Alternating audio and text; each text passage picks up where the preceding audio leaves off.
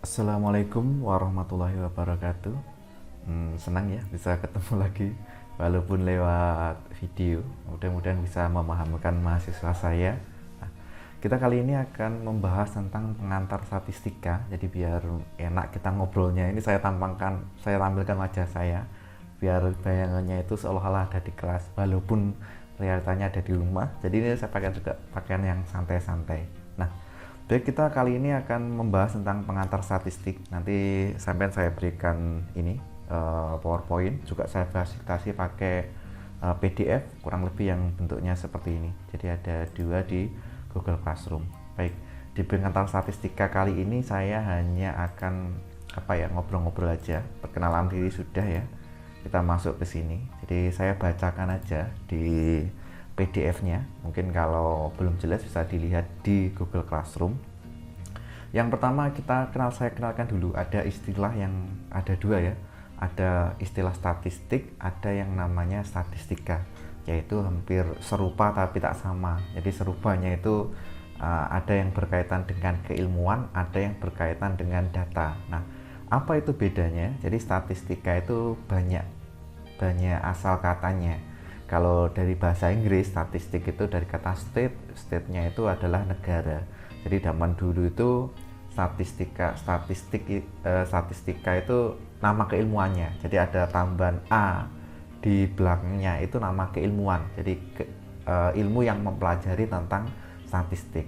Nah, jadi itu yang membedakan antara statistik dengan statistika. Jadi kalau ada K atau A di belakang kata statistik itu keilmuan yang mempelajari tentang cara menganalisis atau mengolah statistik. Nah, kembali ke sini, statistika itu menurut Sujana. Jadi Prof Sujana itu mengatakan keilmuan yang mempelajari metodologi pengumpulan data, analisis dan penarikan kesimpulan.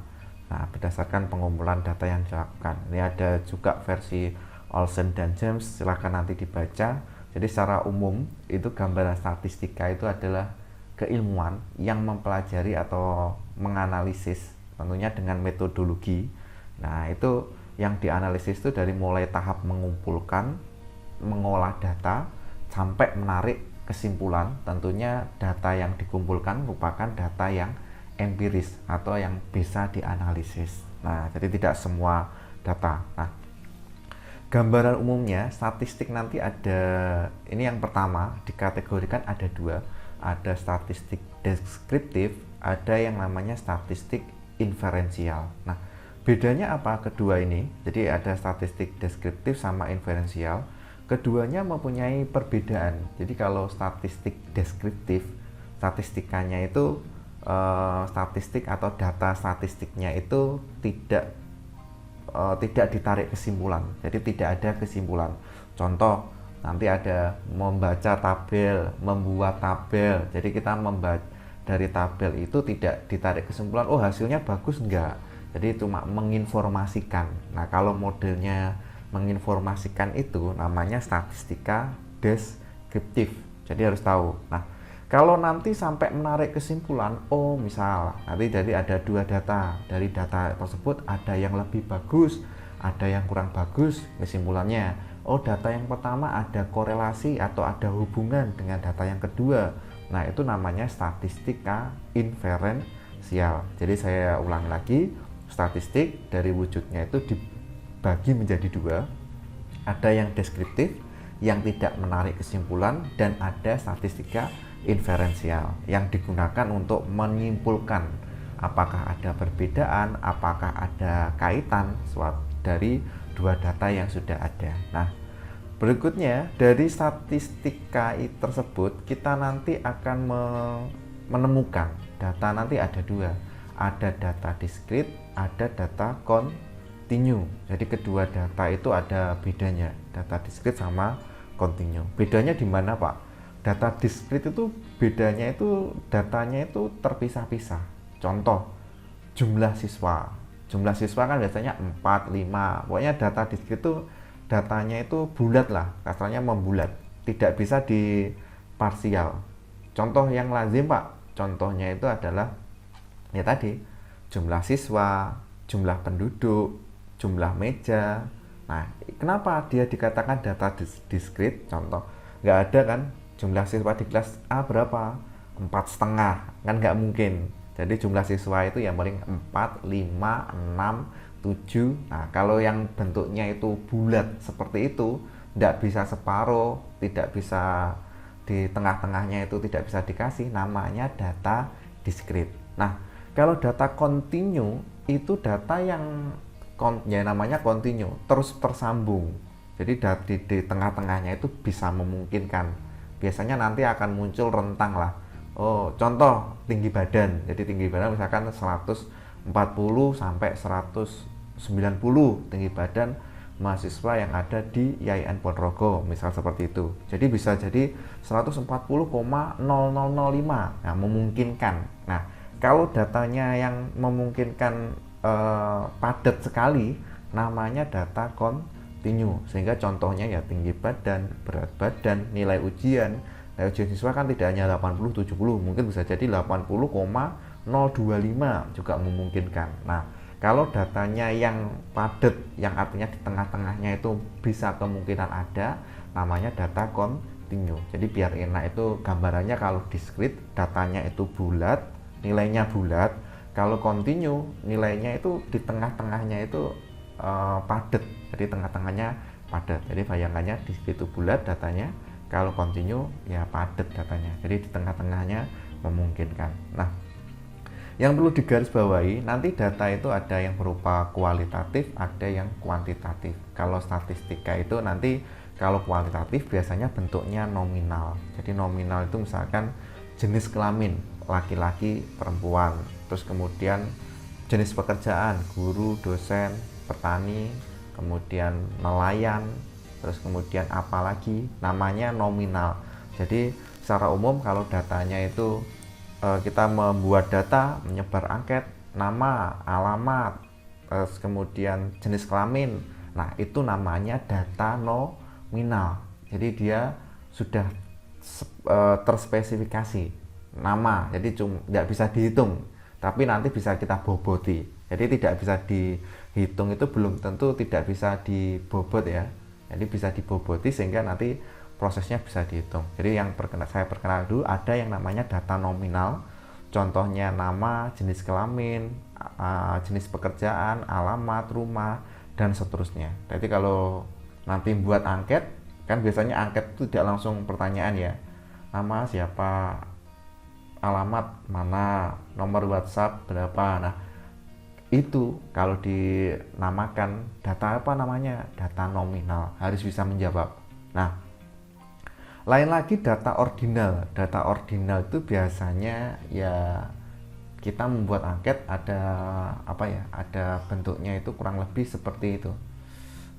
Persepsi atau mungkin sudut pandang, yang biasanya kalau data ordinal pilihannya biasanya ya sangat setuju, setuju, ragu-ragu, tidak setuju, sangat tidak setuju. Nah, kalau datanya seperti itu namanya data ordinal. Atau nilai KHS juga termasuk data ordinal, karena nilai KHS itu kan A plus A, B plus B, C. Jadi tidak angka yang 80, 70. Nah, itu namanya data ordinal. Nah, ada lagi nanti yang namanya data interval. Di interval nilai si A 55 sampai 100. Nah, kalau modelnya ada rentang 55 sampai 100, nah maka ini yang namanya data interval. Jadi biasanya apa ya menggunakan data interval? Ya kalau data di total nilai siswanya si A ini termasuk kelas A, kelas B apa kelas C. Kalau kelas A nilainya sekian sampai sekian, kelas B nilainya sekian sampai sekian. Nah, itu namanya data interval. Nah, kalau ada rentangnya lah. Nah, kalau rasio itu datanya sudah pasti. Si A nilainya 80, si B nilainya 70, si C nilainya 90. Nah, itu namanya data rasio. Jadi kalau kita tarik kesimpulan, data itu nanti jenisnya ada kualitatif, ada kuantitatif. Kalau nominal tadi masih ingat ya, bentuknya kata-kata, contoh jenis kelamin, jenis pekerjaan, dan lain-lain. Kalau ordinal, dia tadi masih ingat toh, ordinal itu nilai datanya hanya sudah ada pilihannya. Contoh sangat setuju, setuju, tidak setuju, A, B, C, D. Oh, berarti datanya ordinal. Kalau interval, datanya kelas. Kelas A sekian sampai sekian, kelas B sekian sampai sekian. Oh, datanya namanya data interval. Kalau rasio ya si A 80, si B 70, jadi langsung to the point. A skornya berapa, B skornya berapa, C skornya berapa, namanya data rasio. Nah, nanti sebelum kita mengambil data atau mengambil kumpulan dari data itu, nah kita belajar dulu ada yang namanya teknik skala. Nah, jadi ada yang namanya teknik skala. Bentuknya seperti ini ya. Nah, jadi skala itu digunakan kapan? Ya, skala itu kurang lebih akan sampean gunakan sebelum mengambil data. Jadi nanti saya lupa tadi menyampaikan lah. Nanti ada istilah ini, ada istilah datum, ada data. Kalau datum itu nama objeknya tadi, datum. Kalau data itu kumpulan dari datum. Jadi misalkan tadi ada data nominal, data ordinal, data interval, data rasio. Nah, kalau dijadikan satu, terus kemudian maka jadi contoh biodata mahasiswa. Nah, itu namanya data. Jadi data itu adalah kumpulan dari beberapa datum. Datum itu isian. Nah, kembali lagi ke sini. Nah, sebelum nanti kita mengumpulkan data yang berisi dari datum-datum itu, alangkah baiknya kita mengenal skala Likert, Thurston, Goodman, difference semantik, rating scale. Ini biasanya digunakan untuk menilai, tapi yang biasanya yang dinilai itu bukan ujian. Kan selama ini kalau soal tes ya tinggal kita berikan soal ke siswanya mengerjakan, ketemu nilai akhirnya. Ya, terkadang itu kita menilai segala sesuatu ini berdasarkan perspektif. Misalkan contoh komunikasi siswa, kan nggak mungkin dites ayo ngomong kan nggak. Jadi kita membuat pertanyaan, dari pertanyaan itu ada menggunakan skala, yang nanti skalanya itu digunakan untuk menilai. Lebih enaknya kalau praktek, tapi ini teori ya, saya jelaskan dulu. Nah, ada yang namanya skala Likert, bentuknya kayak gini.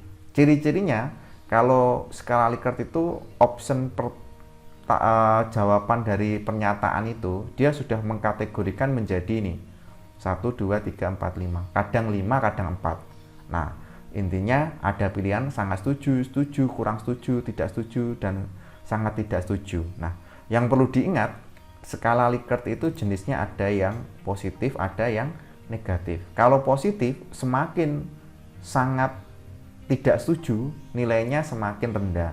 Nah, saya ralat.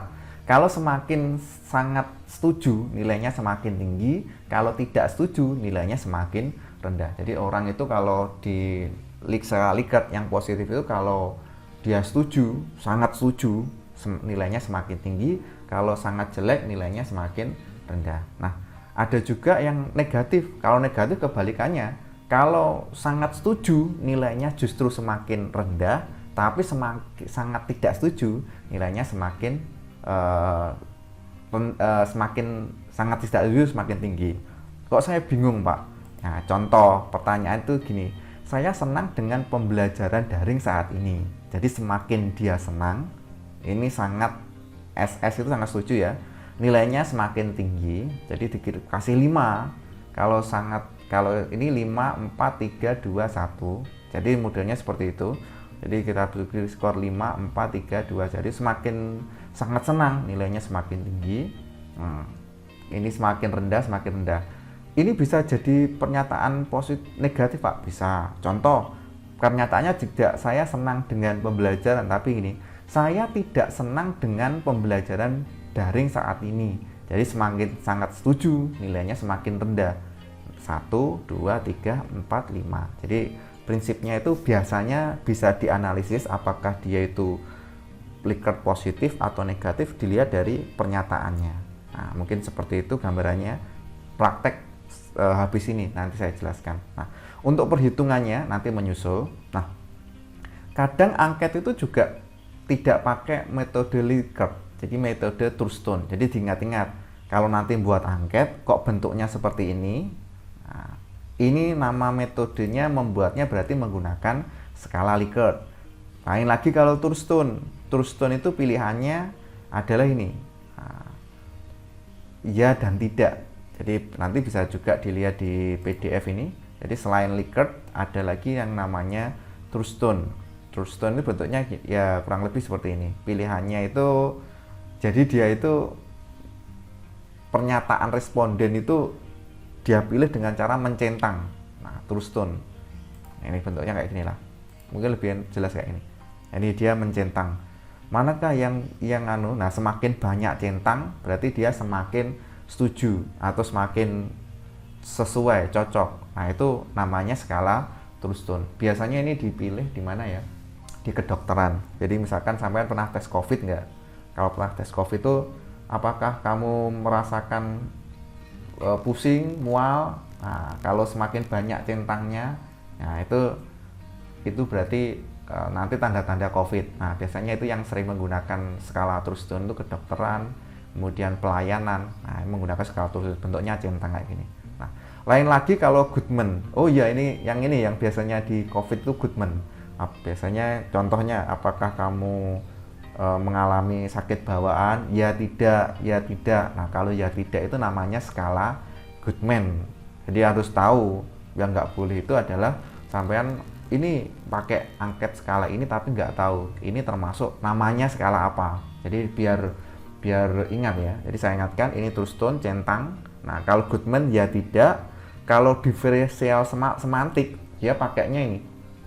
Ada pernyataan tuh ada 1 dan 2. Jadi dia semakin menjawab ke sini berarti ya semakin senang. Kalau semakin arah ke sini semakin sedih. Nah, ini biasanya untuk tes kepribadian. Jadi pakai skala diferensial semantik. Nah, lain lagi dengan rating. Jadi kalau rating itu hampir mirip dengan apa namanya? Hampir mirip tadi ya dengan Likert, cuma bedanya dia langsung ngasih nilai. Jadi petugas memberikan layanan kepada mahasiswa menemui 5 enggak, sangat kalau semakin dia setuju skornya semakin tinggi, semakin tidak setuju skornya semakin rendah. Namanya kalau langsung angka tidak sangat setuju 7, nah itu namanya adalah skala rating. Jadi saya tarik kesimpulan kalau Likert pakai ini ya, setuju, sangat setuju, tak setuju. Nah, itu namanya Likert. Kalau Thurston pilihan opsional. Nah, kalau Goodman ya tidak. Kalau diferensial semantik yang ini. Nah, kemudian kalau rating ini. Nah, dan seterusnya. Nah, saya akan memberikan materi tentang perhitungan. Nah, misal ada skalanya Likert. Likertnya punya gini.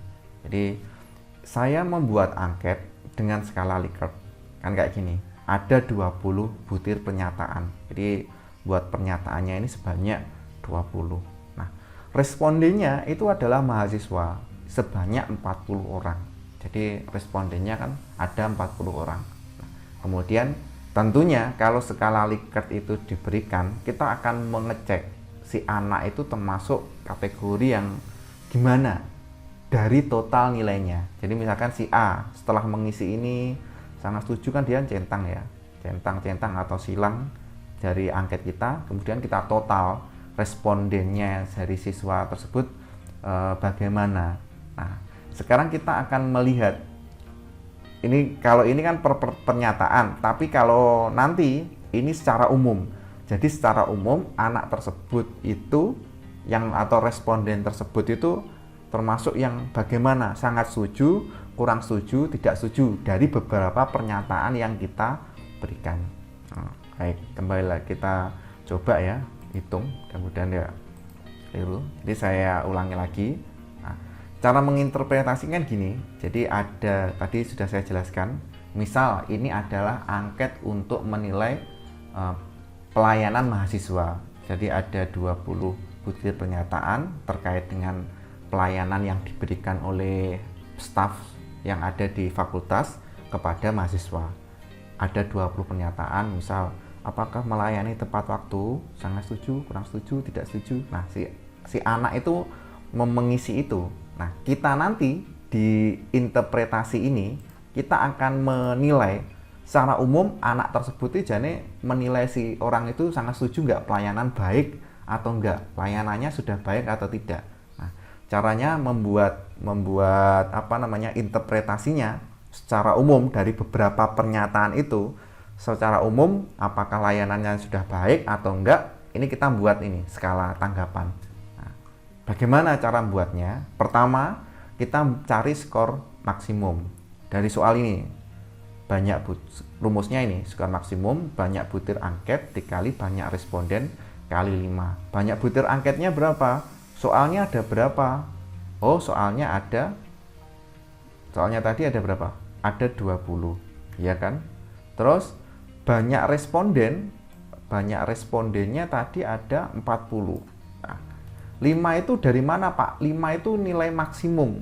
Kan tadi angketnya ada 5 ya. Saya membuat angket sangat setuju. Terus apalagi tadi? Lupa ya. Kita lihat di PowerPoint ya. Sangat setuju, setuju, kurang setuju, tidak setuju, sangat tidak setuju. Jadi ada 5. Yang saya boboti, yang sangat tidak setuju itu 1, yang setuju itu 2, yang kurang setuju 3, yang setuju 4, yang sangat setuju 5. Jadi saya boboti 5. Paling tinggi adalah skornya kan 5. Nah, makanya di sini nilainya adalah 5. Kalau sudah seperti ini diapakan, Pak? Ya dihitung aja. Ya cara menghitungnya. Ya kalau sampean ingin mudah ya harus pakai kalkulator. Kecuali kalau hitung-hitungannya mudah banget. Ini biar enak aja. Terus kemudian saya hitung 20 kali berapa itu? 40 kali 5. Nah, hasilnya sama dengan 4000. Berarti skornya itu kalau mau dihitung hasilnya adalah 4000. Nah, skor maksimum. Kita cari skor minimum. Banyak butir angket. Banyak butir angketnya tadi soalnya ada berapa tadi? Oh, di sini aja di bawahnya ya rumusnya ini. Nah, kita baca rumusnya dulu. Banyak butir angket 20. Wah, ini enaknya dibuat ini sukanya kan lurus ya, lurus dengan sama dengan ya, kita sesuaikan aja. Nah, banyak responden, jumlah yang diangket tadi ada 40 mahasiswa. Ya, kita tulis saja 40. Nah, 1 ini dari mana? Skor minimum angket. Yang sangat setuju tadi kan paling tinggi 5, paling rendah 1. Nah, ini 20 kali 40 kali 1. Berapa ini? Kalau ini hasilnya ya nggak usah apa namanya, tidak usah pakai kalkulator lah kalau ini. 20 kali 40 ya tinggal 2 kali 4 ya 8. Hasilnya sudah ketemu. Hasilnya 800. Ya 2 kali 4 kan 8, nolnya ada 2. 800. Nah, kalau ini sudah gimana? Nah, sudah ya kita cari rentang. Rentangnya berapa? Skor maksimum tadi berapa? 4000. Di sini aja ya. Rentang itu rumusnya skor maksimum dikurangi skor minimum. Skor maksimumnya 4000, skor minimumnya tadi adalah 800. Nah, kalau begitu berapa? 4000 dikurangi 800. Nah, kalau males mikir ya pakai kalkulator aja. 4000 dikurangi kurang 0, 4000 ralat. Nah, susah sekali ini pakai kalkulator. 4000 dikurangi dengan 800. Nah, sama dengan 3200. Jadi kalau kesulitan itu boleh menggunakan alat hitung. Rentang kita sudah tahu 3200. Nah, panjang kelas. Nah, kita tinggal ngikut aja. Rentang dibagi banyak kategori. Banyak kategorinya ada berapa? Ada 5. Tadi bisa jelaskan toh? Sangat setuju, setuju dan seterusnya. Ada 5. Ya tinggal rentang ini diganti 3200 dibagi 5. Nah, ini kalau ahli matematik nggak perlu pakai kalkulator. Nah, ini saya mencontohkan mahasiswa saya ini. Ya ini ya, kita clear dulu 3200 dibagi dengan 5. Nah, berapa hasilnya anak-anak? Bisa dilihat di kalkulator, 640. Nah, biar enak saya copy, saya paste di bawah.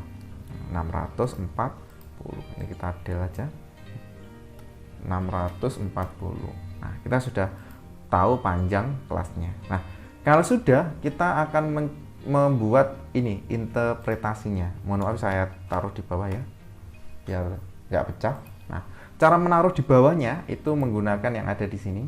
Nah, mulai dari nilai skor paling minimal ditambah dengan min.